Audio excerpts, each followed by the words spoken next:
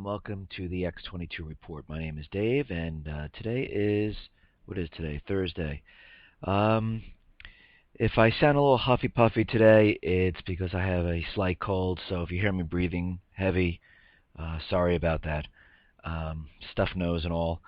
It's what happens when you have kids and they get sick and then you get sick. But today is episode number 11. How do you hide an economic collapse? War.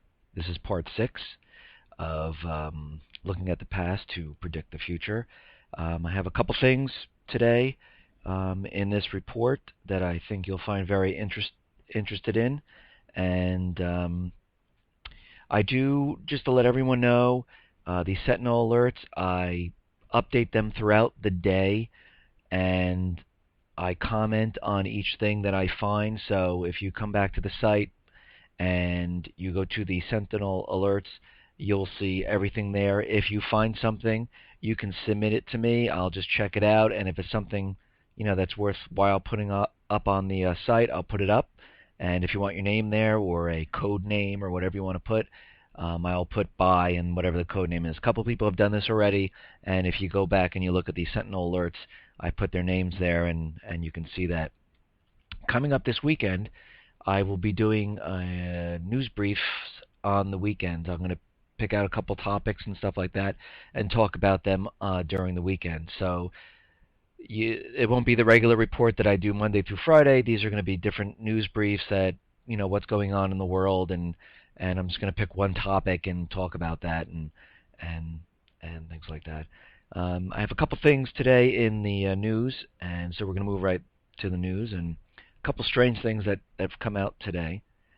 Wait, actually, before I get to the news, I just remembered I have 2 stories I just wanted to say. I had not really arguments today, but I spoke to 2 different people today, and we kind of disagreed on certain things, and I just wanted to get, if you want to comment on this, or, what your opinion, or, if you just want to say something.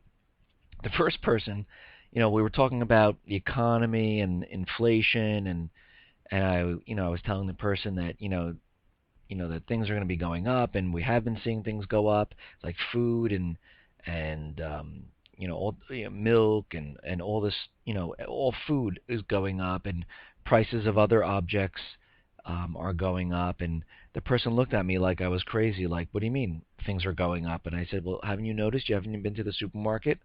And they were like, no, I mean, I don't see things moving up. I go, you don't see things shrinking, or you're getting less for your money, or it's costing you? No clue, absolutely no clue that there was any type of inflation or anything like that whatsoever.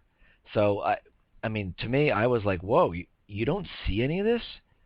And I mean, I was showing them. Not on my site. I actually met them in the supermarket, and we were talking, and I brought them over to the ice cream aisle, and I pulled out Breyer's ice cream, and it's not a half gallon anymore. It's less than a half gallon, and they were looking at me like, are you sure it wasn't this way all the time? I'm like, no, this was, look what they did. They made the cover bigger, the bottom smaller, and they were just like stunned, like they couldn't believe this. Like, wow, it does look like it's. I go, look at another brand. They're still a half gallon, but this isn't. So, that was my first encounter today. My second one was a person telling me that the retail is getting better and it's doing great. And I had kind of an argument with them, telling them if retail is getting better and doing much, it's because I guess they saw the blurb in the news, that retail sales beat, the economist's expected rate, which was really the gas rising, and now it's just a higher dollar amount because the gas prices are much higher. But I said, if that's the case, then why are there hundreds of stores closing? And they were like, what do you mean stores are closing? I said, well, they're projected closing for J.C. Penney, Radio Shack, Barnes & Noble, Best Buy. They were like, where did you hear this? So when I got home, I emailed them the information, but it just shows you how people are completely sleeping and not awake and not even paying attention to what's around them. I mean, I think we're so just, you know, walking around on automatic that no one realizes what's going on anymore. But okay, besides those, I mean, I don't know if you guys have encountered that with other people, or if people, you try to tell them something and they look at you like with this, dazed face, like what are you talking about? Well, I mean, I like to hear from you, and if you have anything, let me know. Um, Oop, I just said an. But anyhow, all right, let's move on to the news. And I saw this story today, which I I saw it and I was like, what the hell are they doing? But U.S. plans to allow spy agencies to monitor every citizen's finances. So they want to look at everyone's financials. What are your assets? What do you got in the bank? What stocks you got? They want to do this, because they want to make sure that you're not a terrorist or you're laundering money or anything like that. And I'm sitting here going, yeah, I'm not. I don't want you looking at all that. I don't give you permission to do that. I mean, do you have a warrant?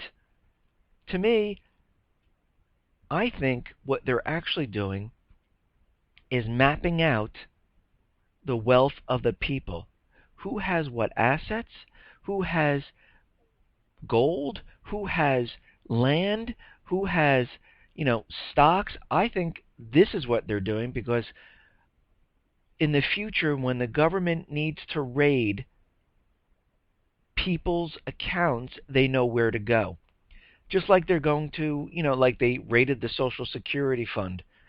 They're running out of things to raid, so I believe they're trying to map this out to find out where everything is. And I think that's the only reason they're doing this. I just can't believe that, they're doing this for terrorists. I mean, that's what they're using. That's what they're telling us. That's the spin they're putting on it. And I hope the American people, don't, you know, which I don't think they're going to do because most of them are not awake and they're just sleeping. But this this should be an outcry of absolutely not.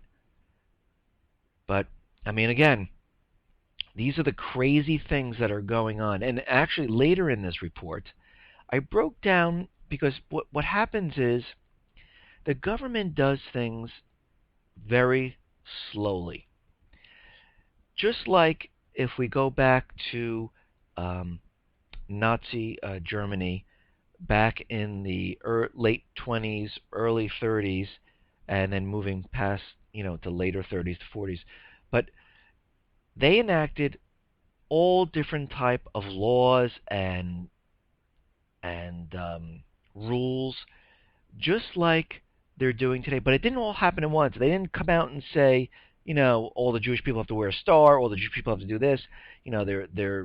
They do it very, very slowly, like they do here. And what I did was, later on in this report, I will show you, I mapped out a couple of things here with the dates to show you and matched it up with today to see how slowly things happen. But let's move on to the next thing. And we will take a look at peril from the Patriots.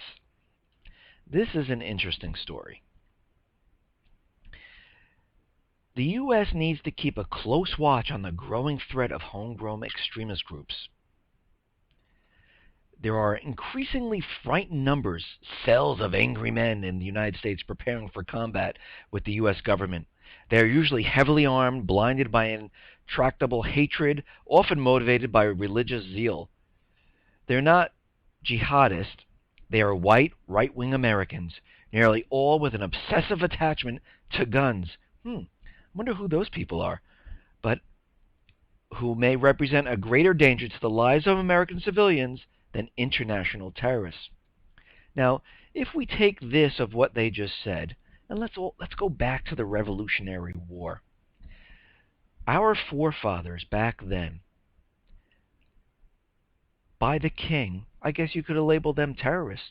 Or, to hear the rest of this report, go to x22report.com and listen to part 6 of the series, Using the Past to Predict the Future. Thanks for listening.